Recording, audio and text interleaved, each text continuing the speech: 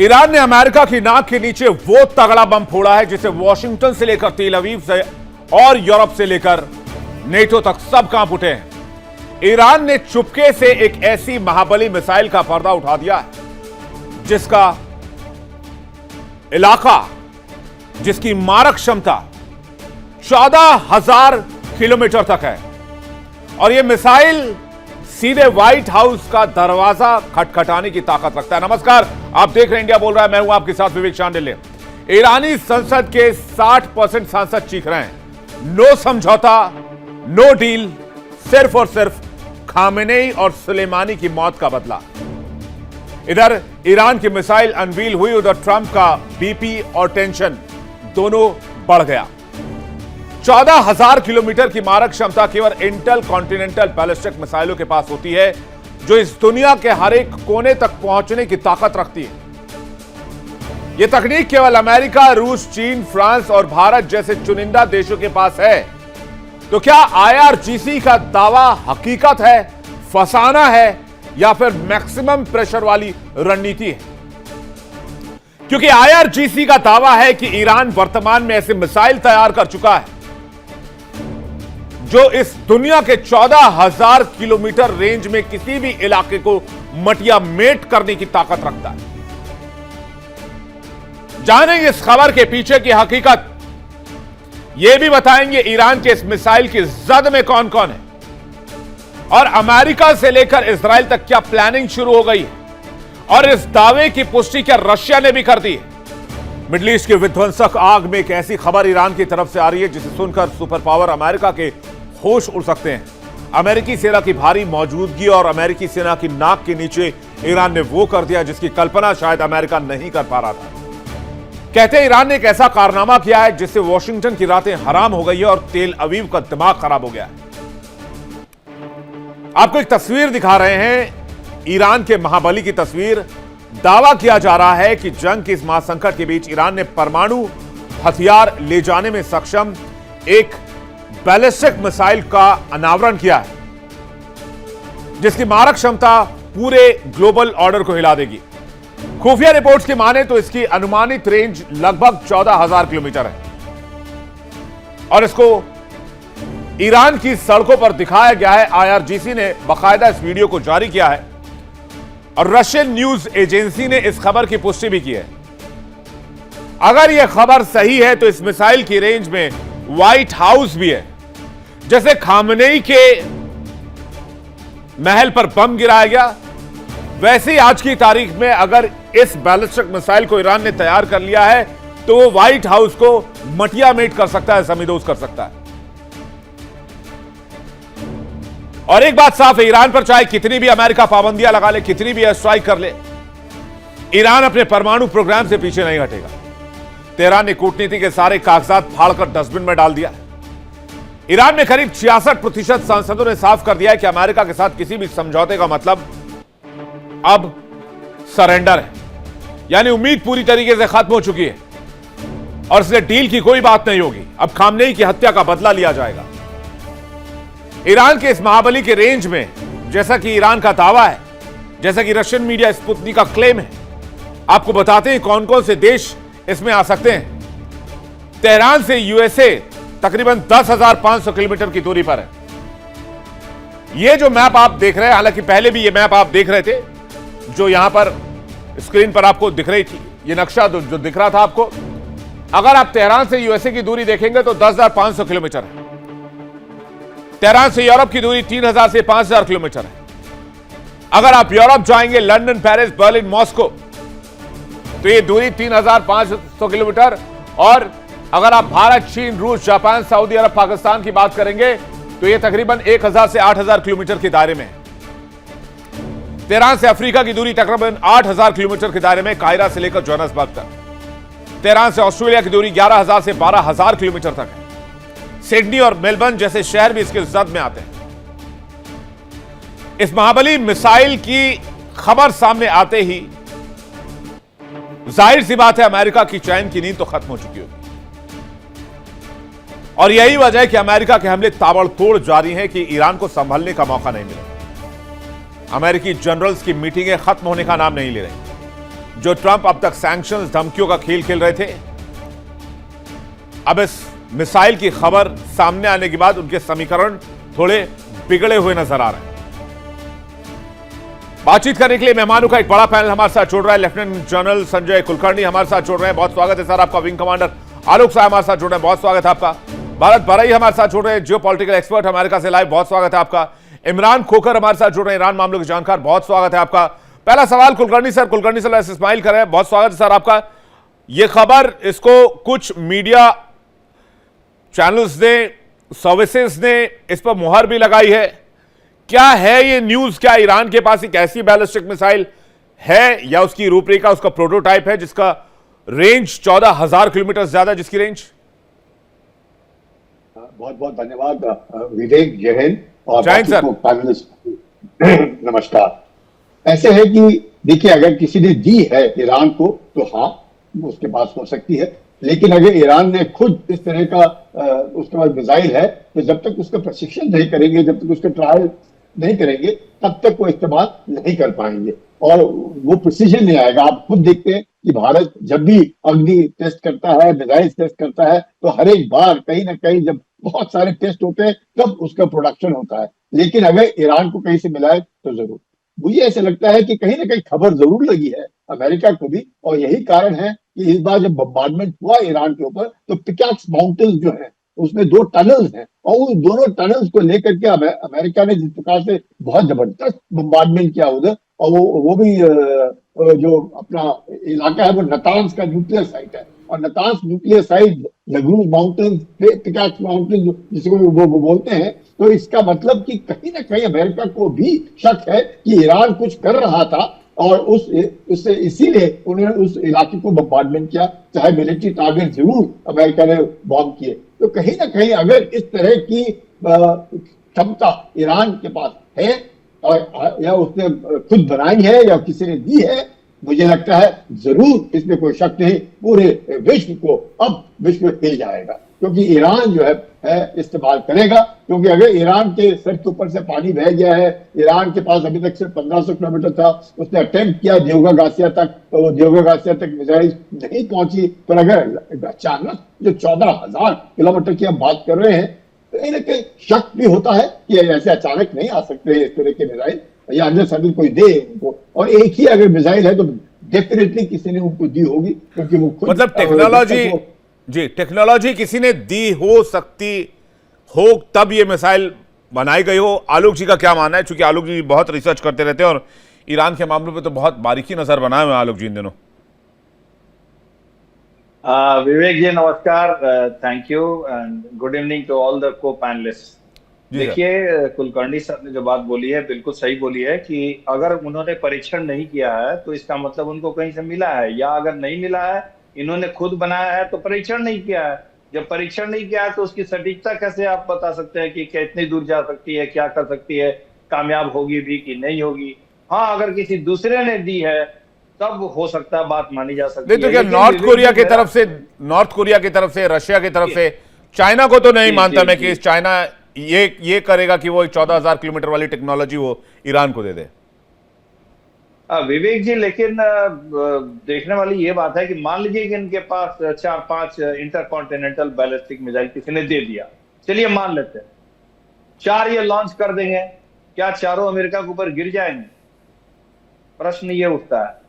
दूसरी बात कि क्या आप उस पर न्यूक्लियर लोड लेकर के लॉन्च कर देंगे? अगर न्यूक्लियर लोड लेकर लॉन्च करेंगे तो अगले दिन से फिर आपका क्या होगा? आपके पास तो न्यूक्लियर अगर आपने बना भी लिया, मान लीजिए रोग आप एक प्रोटोटाइप आपने बना लिया या बना ही लिया, मान लीजिए आपने लॉन्च ही कर दिया, तो अमेरिका के पास तो दूसरे तरह के भी हाइड्रोजन बॉम्ब्स हैं, उससे भी बड़े बड़े बॉम्ब्स हैं, फिर आपका क्या होगा? तो कोई भी देश जल्दी से इंटरकॉन्टिनेंटल बैलिस्टिक मिसाइल पर न्यूक्लियर वारहेड लगा करके किसी के ऊपर लॉन्च नहीं करेगा, क्योंकि ये उस देश के लिए ये आत्मघाती कदम होगा, ये जानते हुए कि यहाँ पर तो अमेरिका सर्वशक्तिशाली है, उसके पास लेटेस्ट इस तरह के न्यूक्लियर एंड हाइड्रोजन बॉम्ब्स हैं और बहुत ही शक्तिशाली तरह के हैं। तो अब आते हैं दूसरी बात पे कि ईरान कर क्या सकता है। वो इसका परीक्षण कर रहा है डेटरेंस के रूप में इसका इस्तेमाल करने के लिए। हाँ, आप देखिएगा युद्ध के पहले भी, जब ये 40 दिनों का युद्ध हुआ था उसके पहले भी एक ऐसी खबर आई है कि ईरान ने एक परीक्षण किया था, और ये खबर आई थी कि इंटरकॉन्टिनेंटल बैलिस्टिक मिसाइल का उसने परीक्षण किया है, लेकिन बहुत कुछ बातें उसमें साफ नहीं उभर के सामने आई थी। हो सकता है ईरान जो है इस इंटरकॉन्टिनेंटल बैलिस्टिक मिसाइल के बनाने के बिल्कुल करीब आ गया हो, ये भी हो सकता है, और हो सकता है इन दिनों में उसने बना लिया हो। लेकिन बिना ट्रायल के ये कहना कि वो सक्सेसफुल हो पाएंगे थोड़ा सा मुश्किल है। लेकिन ये जो 14,000 किलोमीटर की बात हो रही है विवेक जी, उस समय भी 14,000 किलोमीटर ही कहा गया था कि 14,000 किलोमीटर का इसका रेंज है, और ईरान के पास नहीं, तो आप ये कह रहे हैं ये हो सकता है कि ईरानी मीडिया का एक प्रोपेगेंडा भी हो? कुछ भी हो सकता है, जी हाँ, कुछ भी हो सकता है। डेटरेंस के रूप में इसको यूज कर रहे हैं ना वो प्रोपेगेंडा करके। तो ये तो देखिए, वो तो आलोक सर वो तो कहते हैं ना जंग में सब जायज है। महाभारत में जब अश्वत्थामा मारा गया तो ये थोड़ी पता था कि अश्वत्थामा भीष्मपितामह का बेटा मारा गया, या वो हाथी का नाम था अश्वत्थामा जिसको मार गिराया गया था, लेकिन नुकसान तो हो गया। जी विवेक जी, देखिए हथियार होना और हथियार के इस्तेमाल करने में बहुत अंतर होता है। हाँ। आप देखिए अमेरिका के पास क्या क्या हथियार है, उसके पास मिनटमैन है, उसके पास हाइड्रोजन बम है, उसके पास तरह तरह के न्यूक्लियर बॉम्ब है, क्या वो इस्तेमाल कर रहा है? नहीं कर रहा है। तो हथियार होना और उसका इस्तेमाल करने में बहुत बड़ा अंतर होता है। हाँ। ईरान के पास भी अभी जो हो सकता है बहुत शक्तिशाली एक दो ऐसे मिसाइल होंगे जिसको उसने अभी इस्तेमाल नहीं किया है। जी हाँ। तो इसलिए देखिए अभी हमें यह देखना पड़ेगा कि युद्ध किस तरफ जा रहा है। क्या अमेरिका पूरा उसको एस्केलेट करने के मूड में है? क्या ईरान इसको एस्केलेट करने के मूड में है? तो मैं अभी भी मानता हूं विवेक जी कि अमेरिका इसको लार्जर एरियाज में एस्केलेट नहीं करना चाहता है, क्योंकि उसके जितने आक्रमण है वो सारे तटीय क्षेत्रों पे हैं। देखिए केशम आइलैंड में, सिरिक में, बंदर अब्बास और आसपास में वीक करना चाहते हैं ईरान को, इसलिए वो आइलैंड्स को बेसिकली वो हॉर्मुज में वीक करना चाह रहे हैं, इसलिए आइलैंड्स को निशाना बना रहे हैं। पॉइंट आपका ठीक है। मैं भारत बारी साहब के पास जा रहा हूं, एक बार मैं समझ लूं कि यूएस पॉइंट ऑफ व्यू से क्या वहां तक ऐसी कोई खबर पहुंची है यूएस तक? बारी साहब देखो, ईरान के पास 14,000 किलोमीटर की मिसाइल है या नहीं हो तो मैं नहीं बता सकता, लेकिन मैं जरूर मानता हूं कि ये प्रोपेगेंडा है। उसके पास देखो 2 महीने पहले उन्होंने बताया था कि डिएगो गार्सिया में जो अमेरिकन और ब्रिटिश बेस है उसके पर उसने मिसाइल डाल की थी, वो 4,000 किलोमीटर की थी, वो वहां भी नहीं पहुंची, समुद्र में ही पड़ गई। तो 4,000 किलोमीटर भी वो मिसाइल फायर नहीं कर सके। दूसरा, मिसाइल तो आपके पास है लेकिन उसके पर न्यूक्लियर वॉरहेड माउंट करना पड़ता है और सक्सेसफुली टेस्ट करना पड़ता है। अभी तो उन्होंने न्यूक्लियर वॉरहेड तो कहीं टेस्ट नहीं किया, क्योंकि अगर वो किया तो मालूम पड़ जाएगा सबको कि ये न्यूक्लियर वेपन उसके पास है। दूसरा प्रोपेगेंडा मैं आपको बताऊं, 3 दिन पहले जब सेनेटर लिंडसे ग्राहम के जो स्ट्रॉन्ग प्रो इजराइल थे, स्ट्रॉन्ग प्रो एंटी अमेरिकन थे, एंटी ईरान थे, ईरानियन मीडिया प्रोपेगेंडा कर रहा था कि देखो हमने उसको मार गिराया। उन्होंने तो पिक्चर गैलरी दिखाई थी, उसमें प्रेसिडेंट ट्रंप, उसके बाद नेतन्याहू, यूनाइटेड अरब अमीरेट के प्रेसिडेंट, फिर कतार के प्रेसिडेंट, सब लोगों का निशाना लगाया था। अब प्रोपेगेंडा में बोला कि देखो हमने कैसे सेनेटर लिंडसे ग्राहम को मार गिराया। अरे भाई, पोस्टमार्टम में तो मिला कि उनको एओर्टिक डायसेक्शन था, उससे वो मर गए। तो ईरान वाले कितना प्रोपेगेंडा अपनी प्रजा को उसके लिए कि अपनी प्रजा के लिए करते हैं या उसके पास कितनी क्षमता है। और ये भी देखे इसका परिणाम क्या आएगा।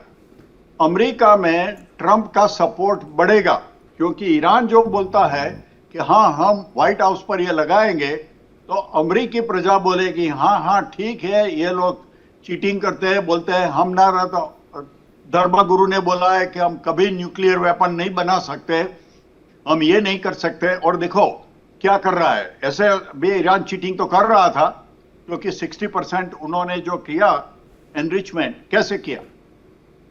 तो अमेरिका में जो लोग ट्रंप का सपोर्ट नहीं देते हैं उसको ट्रंप का सपोर्ट मिलेगा कि हाँ Iran is a dangerous country, उसको आगे मत आने दो, नहीं तो कभी यूरोप को कभी। मतलब आप ये कह रहे हैं कि ईरान प्रोपेगेंडा कर रहा है। जी इमरान खोगर साहब, आपको भी यही लगता है? देखिए विवेक भाई, मैं आपको एक बहुत सीधी सी बात बताता हूँ कि जब आपकी लड़ाई दुनिया के दो सबसे बड़ी सुपर पावर से हो और आप उस लड़ाई में सरवाइव कर पा रहे हैं, तो आप ताकतवर ना हो लेकिन ताकतवर दिखने तो पड़ेगा। हम अगर बच्चों की भी छोटों की लड़ाई होती है तो उनके हाथों में लकड़ी होती है, उनके हाथों में स्टिक होती है, तो वो अपने आप को मजबूत तो दिखाते हैं। अब आपका कहना है कि ये जो 14,000 किलोमीटर वाली मिसाइल ईरान ने शो करी है, ये प्रोपेगेंडा है। हो सकता है सर प्रोपेगेंडा हो। जब हमारी लड़ाई इतने बड़े बड़े दुनिया की मिलिट्री सुपर पावर दिग्गजों से, बिल्कुल, हाँ। तो हमें हमें ये तो शो करना पड़ेगा कि हम आपसे डरेंगे नहीं, हम लड़ेंगे आपसे। और प्रोपेगेंडा क्या अमेरिका नहीं करते? दुनिया का सबसे बड़ा प्रोपेगेंडा कंट्री अगर कोई है वो तो अमेरिका है। जब ये झूठ बोलकर किसी देश को बर्बाद कर सकते हैं, ये झूठ बोलकर किसी देश का राष्ट्रपति उठा सकते हैं, तो क्या इस वॉर के दौरान हम कमजोर होने के बावजूद, 46 साल सैंक्शन झेलने के बावजूद, कमर्शियल सैंक्शन झेलने के बावजूद, इंडस्ट्री के सैंक्शन झेलने के बावजूद, ऑयल क्रूड ऑयल सैंक्शन झेलने के बावजूद भी कमजोर है, सरवाइव कर रहे हैं, आपसे लड़ रहे हैं, और हम अपने आप को ताकतवर भी ना दिखाएं? और दूसरी बात, आपको अगर इतना ही लगता है कि इतना ईरान कमजोर है, आपने इतनी सारी स्ट्राइक पहले बार कर दी, नहीं, ताकतवर दिखाइए अपने आप को। लेकिन अगर ईरान ने जैसे डियागो गार्सिया पर मार दी, एक रास्ते में गिर गया, एक तो ऑलमोस्ट पहुंच गया था जिसको इंटरसेप्ट कर लिया गया। कल को आपने 14,000 वाली भी बजा दी जैसे आपने 4,000 वाली बजाई थी, फिर क्या करेंगे? आप ताकतवर दिखाइए, उससे कोई प्रॉब्लम नहीं है। आपने तो ब्रिटेन और यूएस के जॉइंट एयरबेस को ठोक दिया डियागो गार्सिया में जाकर, हालांकि वो मिसाइल ऑलमोस्ट पहुंचते पहुंचते रह गया। देखिए विवेक भाई, बिल्कुल आपका सही कहना है, लेकिन हमें as a country, sanctioned country, अगर इतने बड़े बड़े लोगों से लड़ना है, सरवाइव करना है, और आपको क्या लग रहा है कि ये अगर मान के चलिए कि ये हमने नहीं बनाया, ईरान ने मान के चलिए ये नहीं बनाया है, तो क्या दुश्मन का दुश्मन दोस्त नहीं होता है? इस अमेरिका ने इतने दुश्मन पूरी दुनिया में पाल रखे हैं, तो उनके जितने दुश्मन दोस्त हैं वो ईरान की दुश्मन है, वो ईरान के दोस्त होंगे।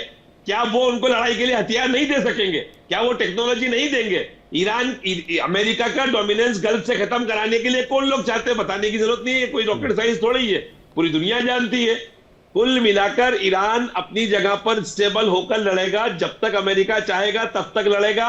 अमेरिका की हिम्मत नहीं है कि वो स्ट्रेट ऑफ हॉर्मुज के अंदर एंट्री मार दे, अमेरिका की ताकत नहीं है कि बूट्स ऑन द ग्राउंड आ जाए। ये सिर्फ बाहर से बैठकर नहीं, अगर दुश्मन का दुश्मन दोस्त वाली थ्योरी करेंगे फिर तो वर्ल्ड वॉर वाली थ्योरी है। सर ये थ्योरी शुरू अमेरिका ने की, हमने थोड़ी की। हम तो अपनी जगह बैठे हुए थे। भाई आप रशिया को ले आएंगे, आप चाइना को ले आएंगे, नॉर्थ कोरिया को ले आएंगे, आप मिडिल ईस्ट के कुछ देशों को ले आएंगे साथ। ये तो पूरा का पूरा फ्रंट बन गया। उधर नेटो और अमेरिका रहेगा, टर्की को डिसाइड करना होगा, इराक सीरिया को डिसाइड करना होगा। विवेक भाई, मैं आपकी बात को काट रहा हूं, सॉरी फॉर इंटरवेंशन। ये लोग 40 देश लेकर इराक पे टूट पड़ सकते हैं, ये 25 देश लेकर अफगानिस्तान पे टूट पड़ सकते हैं, जब वर्ल्ड वॉर 3 की सिचुएशन नहीं आती है। और अगर हम ईरान के पीछे 2-3 देश खड़े हो गए तो वर्ल्ड वॉर की सिचुएशन बताना शुरू कर दी। जल्दी से कुलकर्णी सर। विवेक, सवाल यह है, ईरान के पास 2-3 ब्रह्मास्त्र हैं। एक स्ट्रेट ऑफ हॉर्मुज, जिसका वो गार्डियन बनना चाहता है, और मकसद इस स्ट्रेट ऑफ हॉर्मुज का राजा कौन, क्या अमेरिका है या ईरान है? ईरान ने साफ किया है कि हम स्ट्रेट ऑफ हॉर्मुज को नहीं छोड़ेंगे, उसके लिए पूरी जो लड़ाई है वो स्ट्रेट ऑफ हॉर्मुज पर रहेगी। दूसरा जो एक वेरी स्ट्रॉन्ग पॉइंट ईरान है, ईरान को मालूम है कि बूट्स ऑन ग्राउंड अमेरिका रख नहीं सकता। अगर बूट्स ऑन ग्राउंड अमेरिका नहीं रख सकता है, ईरान के ऊपर सैनिक नहीं दे सकता है, तो कितना भी कर ले, सिर्फ मिसाइल्स और ड्रोन्स और एयर वॉरफेयर ही हो सकता है, जिसके द्वारा कितना भी कर ले ईरान का खात्मा नहीं हो पाएगा, और जब तक बूट्स ऑन ग्राउंड नहीं होंगे। तो ऐसे हालात में अगर इस तरह की अफवाह फैलाई जाए या इस तरफ का दर्शाया जाए कि हमारे पास आईटी देवर, अमेरिका के पास 5,500 हैं, 1-2 नहीं है, 5,500 हैं, और वो भी न्यूक्लियर टिप्ड है। और आप इमेजिन कर सकते हैं कि ये this is known as a mutually assured destruction. America तो चाहेगा कि ये फायर करे और उसको इंटरसेप्ट करके बर्बाद कर देंगे, उसके बाद ईरान क्या करेगा? बिल्कुल खत्म, because now it is mutually assured. Iran ने तो अपना जो भी करना था वो अपना पूरे दिखा दिया, उसके बाद तो खत्म हो गया ईरान। ईरान कभी भी इस तरह के इस्तेमाल नहीं करेगा। ईरान भी जानता है कि इसके बगैर इस्तेमाल किए डेटरेंस के तौर पर बताओ हमारे पास है, अफवाह फैलाओ, कैसे भी करो, दिखाओ, ये करो वो करो, लेकिन 2 ही चीजें हैं कि बूट्स एंड ग्राउंड अमेरिका रख नहीं सकता, और दूसरी बड़ी बात स्टेट ऑफ होर्मुज को वो वेपनाइज करता ही रहेगा जब तक उसके पास स्टेट ऑफ होर्मुज है। और इससे एक बड़ी बात जो ऐसे मुझे लगता है कि IRGC और पॉलिटिशियंस के बीच में एक कहीं दरार बढ़ गई है, और वो दरार को देखते हुए कहीं ना कहीं IRGC को लग रहा है अगर जिस प्रकार के MOU जो दस्तखत हुआ और जिसमें 14 पॉइंट थे, उन 14 पॉइंट बिल्कुल सही बात है सर, लेकिन एक बात ये भी क्लियर है, इसके एस्केलेशन को अगर नहीं रोका गया तो इसके कॉन्सिक्वेंसेज बहुत खतरनाक होंगे। और दूसरा, जहां तक अगर प्रोपेगेंडा का भी सवाल है तो यूएस में प्रोपेगेंडा करने में पीछे नहीं रहता। ऑपरेशन सिंदूर में भी हमने देखा कि किस तरह का प्रोपेगेंडा किया गया पाकिस्तान के लिए। और कहते भी है भाई जंग और इश्क में सब जायज है, तो ठीक है, सब जायज है तो ईरान की भी ये कवायद जायज है। बहुत शुक्रिया आप मेहमानों का हमारे साथ जुड़ने के लिए, अपना कीमती वक्त देने के लिए बहुत बहुत धन्यवाद। फिलहाल एक ब्रेक का वक्त है, फौरन लौट रहे हैं। देखते रहिए इंडिया डेली 24/7। देखिए इंडिया डेली 24/7 अब आपकी स्मार्ट टीवी पर। इंडिया डेली मौजूद है सभी डिजिटल प्लेटफॉर्म पर लाइव और लगातार। इंडिया डेली 24/7 हर दिन राष्ट्र को समर्पित।